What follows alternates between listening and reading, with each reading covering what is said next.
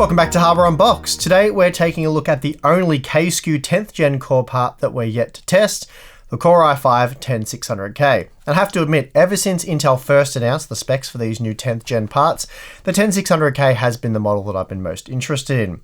Firstly, it is the cheapest of the unlocked 10th gen processors with a tray price of $262 US, which should see it retail for around $280 US. Secondly, it's basically a Core i7-8700K, which previously sold for $360 US, and that means we're getting this guy right here at a 22% discount. That said, the 8700K was released about 2.5 years ago now, so that being the case, you'd really expect this sort of a discount. But of course, that's not really how things work over at Intel, and that is becoming a real problem for them. For example, the 10600K, while looks quite good compared to past Intel offerings, the new 6-core 12-thread processor is coming up against the Ryzen 7 3700X, while AMD's own 6-core 12-thread Ryzen 5 3600 is considerably cheaper at just under $200, or you can get the slightly higher clocked 3600X for around $240 US. What all that means is, for roughly the same price, AMD's offering 33% more cores, and that will result in considerably better productivity performance. However, for those of you seeking maximum frame rates in games, while also being somewhat budget conscious, the Core i5-10600K might have something to offer.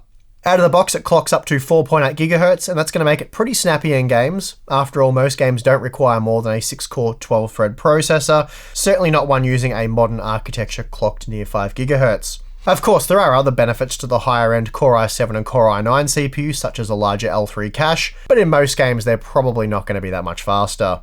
It's also very likely that you'll be able to overclock the 10600K to around 5 to 5.1 GHz and achieve Core i7-10700K and by extension Core i9-10900K like performance at a fairly hefty discount. Once again, the Ryzen processors were tested on the Gigabyte X570 Aorus Master motherboard, while the 8th and 9th gen Intel Core processors were tested on the Gigabyte Z390 Aorus Ultra, and then the new 10th gen Intel Core processors on the Asus ROG Maximus 12 Extreme. For this video, we're looking exclusively at results for the Intel CPUs that aren't power limited, so there's no TDP limited testing here. This is typically how we test Intel CPUs, such as the 9900K for example, and this is also how the majority of the Z490 motherboards operate out of the box. So while we will be using the default clock multiplier tables, none of the Intel CPUs are adhering to any power limits. What all this means is for the 10600K, for all core workloads, we will see a clock speed of 4.5 GHz, and that frequency will be maintained for the duration of the test. Finally, all configurations were tested with a GeForce RTX 2080 Ti, 32GB of DDR4 3200CL14 memory, and the Corsair Hydro Series H150i Pro 360mm all-in-one liquid cooler. Okay, let's get into the results. First up, here's a look at the Cinebench R20 multi-core results, and here we see that the 10600K is 6% faster than the 8700K. Quite a surprising result really given the specs, but it was repeatable.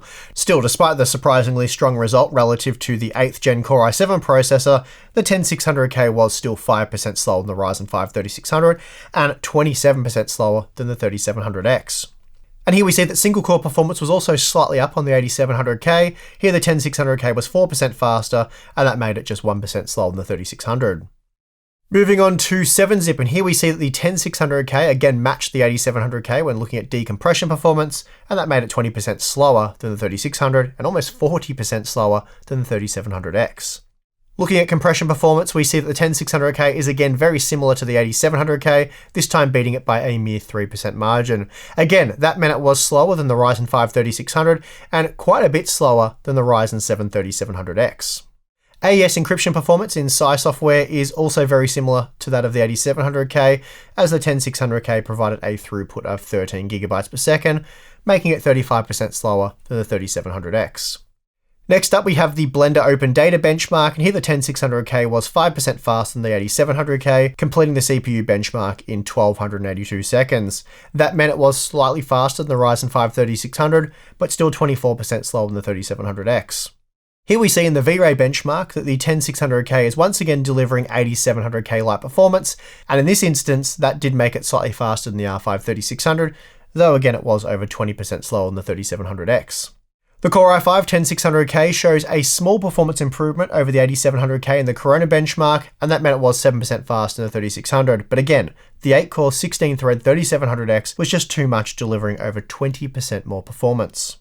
Next up, we have code compilation performance, and here the 10600K was 6% faster than the 8700K, and that allowed it to match the 9700K. That's one of the bigger margins we've seen so far, but after rerunning this test on both CPUs, I ended up with the same results. Anyway, despite the slightly surprising result, the 10600K was still 11% slower than the R5-3600 and 28% slower than the 3700X. This time, when testing with DaVinci Resolve Studio 16, we see a mere 3% performance increase for the 10600K over the 8700K, and again, the new Core i5 processor was still slower than the Ryzen 5 3600. In fact, here it only managed to match the R5 2600. Moving over to the Premiere Pro results, and here we see that the 10600K is 6% faster than the 8700K, the same margin seen in our code compilation test.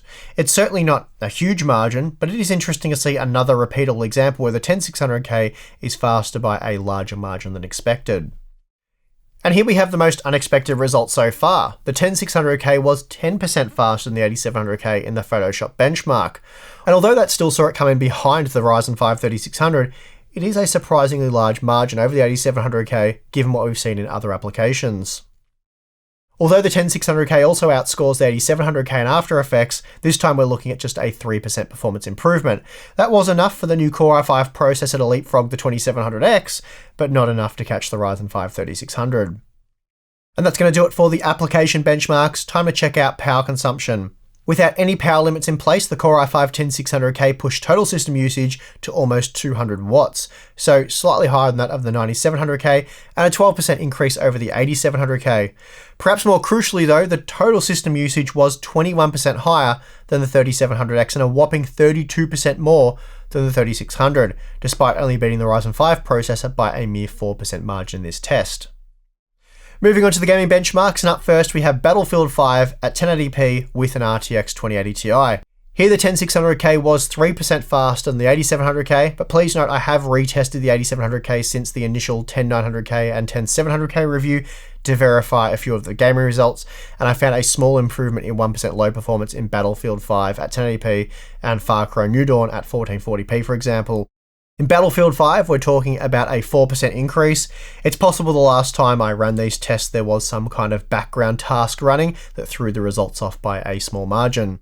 Anyway, in terms of performance, the 10600K is very similar to the 8700K, and that meant while it was able to match the average frame rate performance of the 9900K, 10700K and 10900K, it was 8% slower when looking at the 1% low data. Still, that also meant it was 11% faster than the Ryzen 7 3700X, so a reasonable performance uplift there. That said, if you plan on playing at 1440p with an RTX 2080 Ti, or perhaps even 1080p with a lower end graphics card, then the difference between the 10600K and 3700X is going to be very small. In this instance, the Intel CPU was just 1% faster or 1 FPS faster when comparing the 1% low data, and 4% faster when comparing the average frame rate. Testing with Far Cry New Dawn saw the 10600K deliver 121 FPS on average, and that made it 8% slower than the 10700K, but 4% faster than the 8700K. Then when compared to the competing Ryzen parts, it was 6% faster than the 3700X and 9% faster than the 3600.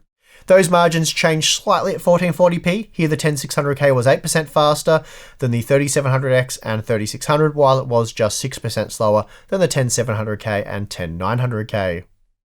Jumping over to the Gears Tactics results, and here we see at 1080p using an RTX 2080 Ti that the 10600K is able to match the 10700K, placing it within 1 to 2 FPS of the 10900K. That made it 4% faster than the 8700K and 10% faster than the 3700X, so a very solid result here for the new 6-core Intel processor. Then we see that performance at 1440p is again strong, but even so the 10600K is still 8% faster than the 3700X. Tom Clancy's Rainbow Six Siege saw the 10600K deliver 276 FPS on average, which is comparable to the performance enabled by the 10700K and 10900K. That said, there is a reasonably large difference in 1% low performance, as here the Core i5 processor was 12% slower than the 10700K. Then when compared to the 3700X, the 10600K might have provided the higher average frame rate, but it was slightly slower when comparing 1% low data. That said, those margins close up almost entirely at 1440p, and here we're looking at virtually identical performance from the 3700X and 10600K, while the more expensive 10700K and 10900K were just a few frames faster. Ghost Recon Breakpoint is a very CPU limited title, even at 1080p with the mighty RTX 2080 Ti. As a result, the 10600K was just a few frames slower than the 10700K and 10900K, while it beat the 3700X by just a 5% margin. Despite increasing the resolution to 1440p, we see basically the same margins. This time the 10600K was just 6% faster than the 3700X and 7% faster than the 3600. Next up, we have Shadow of the Tomb Raider. In here, the 10600K was up to 6% faster than the 8700K, and that meant while it was 2% faster than the 3700X, it was 5% slower than the 10700K when comparing the average frame rate and 11% slower when comparing the 1% low result. Moving to 1440p sees the 10600K and 3700X delivering identical performance, making them around 9% slower than the 10700K and 10900K when comparing 1% low data. Red Dead Redemption 2 is another heavily GPU-bound title, even with dialed-down high-quality settings at 1080p. Here, the 10600K was able to match the average frame rate performance of the 10700K and 10900K, while being just 1 to 2 FPS down on the 1% low result. Increasing the resolution only further increases the GPU bottleneck, and now the 10600K, 3700X, 3600, and a bunch of other processors all delivered virtually identical performance. Alright, so let's take a look at overclocking performance. By simply enabling enhanced multi-core, we see that the Cinebench R20 multi-core score increased from 3,566 points up to 3,836 points, an easy to achieve 8% performance boost. Basically, we're increasing the all-core clock frequency from 4.5 GHz to 4.8 GHz. Then we see with the manual 5.1 GHz overclock using 1.35 volts, that boosted the Cinebench score up to 4,039 points, a further 5% performance bump. Looking at the single core performance, we see that MCE boosted the score by 3% by running the processor at 4.8 GHz, but by default it should be running at 4.8 GHz anyway, so the 3% increase is a bit strange, but I think what we're seeing here is when locked at 4.8 GHz, the CPU from start to finish runs at that frequency, whereas out of the box, the stock settings, there is some fluctuation in the clock speed while it ramps up and down, and I think that's why we're seeing a 3% difference in performance. Then finally, we have the 5.1 GHz overclock, and that boosted the score up to 533 points, and that's a further 7% increase in performance. Moving over to gaming, here I haven't bothered including the MCE results, we're just going to compare the 5.1 GHz overclock with the stock results. Testing with Far Cry New Dawn at 1080p sees the frame rate boosted by 12%, and this was enough to put the 10600K on par with the 10700K and 10900K. Here we see that the overclocked results aren't quite as impressive in Rainbow Six Siege. Here we're gaining just a few extra frames on average, though we do see an 8% increase in the 1% low performance, so still a fairly decent performance uplift here. Finally, we have Shadow of the Tomb Raider, and we're again looking at a 6% boost in 1% low performance with a few extra frames on average. So again, a decent performance uplift, and that gets the 10600K in range of the 10700K and 10900K. Not quite the same level of performance, but certainly very comparable. Now, when it comes to operating temperatures, we're using a rather beefy Corsair 360mm AIO, but you will see similar results with a high-end air cooler, such as the Deepcool Assassin 3 or Noctua NHD 15, for example. Stock the Corsair H150i Pro kept the 10600K at just 52 degrees, and here we're looking at a package power of just 104 watts. Enabling MCE pushed the peak operating temperature up to 65 degrees, as we're seeing a 45% increase in package power to 145 watts.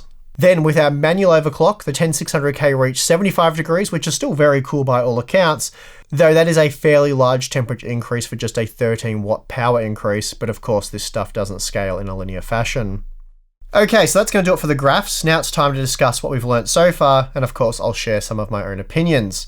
Having recently reviewed the Core i9 10900K and Core i7 10700K, we have a good idea of how those models fit into the current CPU landscape. In short, while both are objectively good, they're also very niche products. For example, the 10900K, while unquestionably the world's best gaming processor, its nearest rivals are within spitting distance, and they do happen to offer a number of other advantages. And given that games don't benefit in any meaningful way with 10 cores in 2020, the 10700K is really just as good, and by extension the outgoing 9900K. But it's the Ryzen 9 3900X that really does in the 10900K. For the most part, the Ryzen processor will deliver a gaming experience that is, in my opinion, indistinguishable to what Intel's 10-core CPU provides, and it does so at a much lower price. And then on top of that, it often is much more powerful in productivity tasks while using less power. Then we have the Core i7 10700K, which matches the price of the 3900X, and that makes it a better value choice for gamers when compared to the 10900K. But again, it falls well short of Ryzen when it comes to productivity performance, and of course performance per watt. So in summary, the 10700K is either on par with the 3700X for a massive 40% price premium, or much slower than the 3900X for the same price. The Core i5 10600K on the other hand has the potential to deliver 10700K and 10900K like performance at an even lower price point. So those of you seeking strong gaming performance but don't want to pay well over $300, the 10600K is certainly an appealing option. As we found when overclocked, it can basically match the $400 and even $500 parts. And really, it was so close, it just doesn't matter in my opinion. And that makes the 10600K Intel's best value gaming desktop CPU. So for those of you gaming exclusively, I can see how the Core i5 10600K makes sense, though I should point out that under somewhat realistic gaming conditions, it is just 6% faster than the 3700X, as seen when looking at our 1080p data with the RTX 2080 Ti across all 7 games. That being the case, I can also see how buying a processor with 25% fewer cores for roughly the same price might not be the wisest of investments moving forward.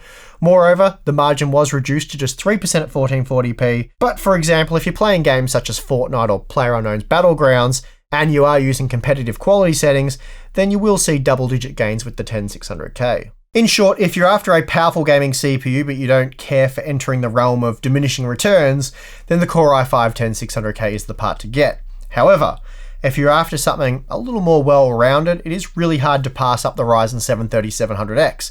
It's a much more power-efficient CPU, and with its 2 extra cores, typically offers around 30% better performance in productivity workloads. Moreover, if you're seeking maximum value for both gaming and application tasks, then it is very difficult to ignore the Ryzen 5 3600 at just $175 US. That is an incredible deal, which sees the 10600K cost 60% more, while only offering around 6% better gaming performance at 1080p. In fact, the Core i5 10600K is really even more expensive than that, as it doesn't come with a cooler, and decent Z490 motherboards are far more expensive than a good quality B450, or of course an upcoming B550 motherboard. The cooler issue can be solved for around $30 US, so not too much of a big deal there, but when you add in the price of the motherboard, it does start to add up. For example, the MSI B450 Tomahawk Max, that costs $115 US, and it can support the Ryzen 9 3950X quite comfortably, whereas the absolute cheaper Z490 boards I'd recommend you invest in cost around $190 US, something like MSI's Z490 Tomahawk for example. So when you factor in $30 for a cheap tower cooler and then $75 for a decent Z490 motherboard, you're at a little over $100 of additional costs to support the 10600K.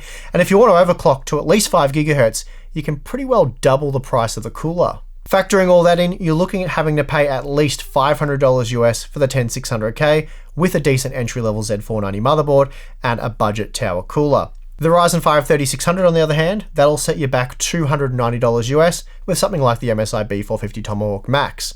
And coincidentally, that's about what you'd pay for just the 10600K. So from an upgrader's perspective, you're paying a little over 70% more for the Intel option, and under realistic gaming conditions in most games, that'll net you single-digit performance gains, if you're not overclocking. Then when it comes to productivity tasks, the Intel CPU is generally a little bit slower, though it is close enough to call a tie, except for the fact that the 10600K uses loads more power to achieve comparable performance. So you're really going to need to want those extra frames in games to justify such a massive price premium.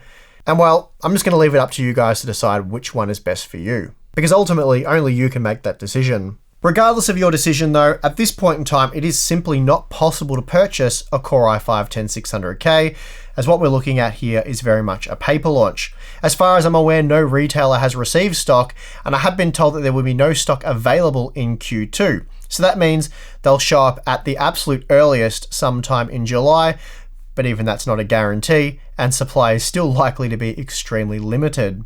That being the case, it's crazy that these things went up for pre-order weeks ago and retailers have no idea when they'll actually be able to fulfill those orders. And of course, that leads to unhappy customers. And by the sounds of it, those who have pre-ordered will be waiting months.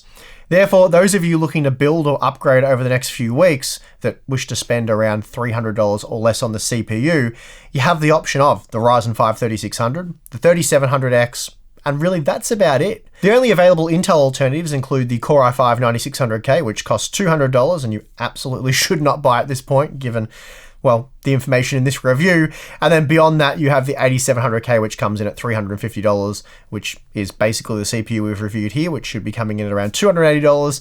And then the 9700K at $380. Again, neither of those parts you should buy, given that the Ryzen alternatives for a start, probably primarily the Ryzen alternatives, but also the fact that these new 10th gen parts should be coming sometime in the future. So it seems AMD really has Intel up against the ropes right now, and with Zen 3 potentially hitting the scene later this year, things are only going to get worse for the blue team.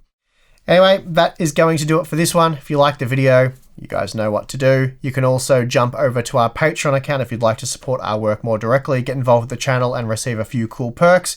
Next week, we will have our monthly Patreon live stream, so you can get access to that for as little as $1. We also have behind the scenes videos, exclusive Discord chat, very cool community over there where you can chat about all this kind of stuff. And I think that's about it. Q&A, whatever else, but check it out if you're interested. If not, that's fine. Thank you very much for watching this video. And I think that's really all we have. I think that is, well, it's the last of the K-SKU 10th gen reviews. There's no unlocked Core i3 models, though I will be buying the Core i3 models and looking at them shortly. I'll probably look at the locked Core i5 models as well. And then we have some B series motherboards coming up, and well, not just Intel, we have also the B550 boards. They're starting to appear now, so we'll be trying to get our hands on every single one of those for some kind of big roundup. Anyway, I should probably just wrap this video up. It's gone on long enough, hasn't it? So thank you very much for watching. I'm your host, Steve. See you again next time.